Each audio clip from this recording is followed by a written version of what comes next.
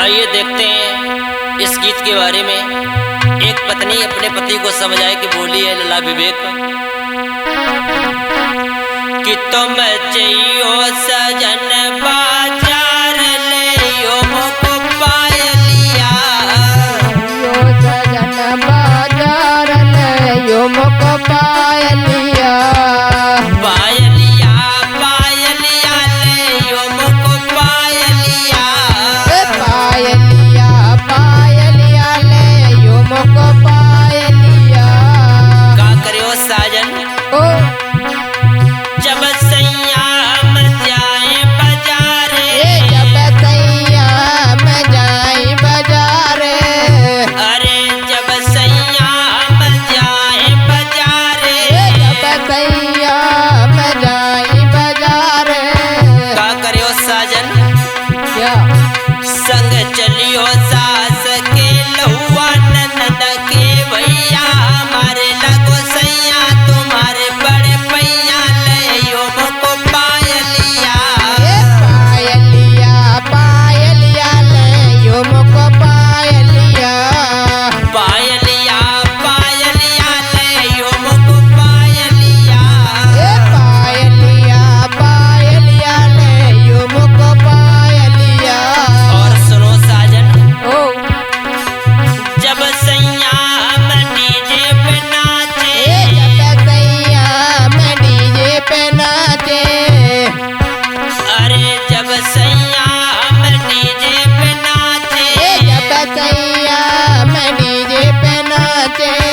का करियो साजन का संग नचियो सास के लहुआ ननद के भैया, हमारे लगो सैया तुम्हारे बड़े पैया ले मुको पायलिया, पायलिया पायलिया ले मुको पायलिया, पायलिया पायलिया ले मुको पायलिया। पायलिया पायलिया ले मुको पायलिया। और सुनो साजन ओ जब सैया हम जाए मायके, जब सैया में जाई माई के, अरे जब सैया हम जाए मायके, जब सैया में जाई माई के। का करियो साजन का संग चलियो सास के लहुआ ननद के भैया, हमारे लगो सैया तुम्हारे बड़े पैया ले मुको पायलिया, पायलिया पायलिया ले मुको पायलिया, पायलिया पायलिया ले मुको पायलिया। पायलिया पायलिया ले मुको पायलिया।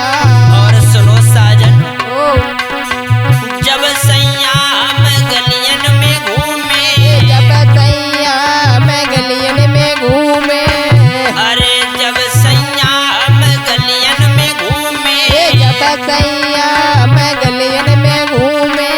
का करियो साजन का संग चलियो सास के लहुआ ननद के भैया, हमारे लगो सैया तुम्हारे बड़े भैया ले मुको पायलिया, पायलिया पायलिया ले मुको पायलिया, पायलिया पायलिया ले मुको पायलिया। पायलिया पायलिया ले मुको पायलिया।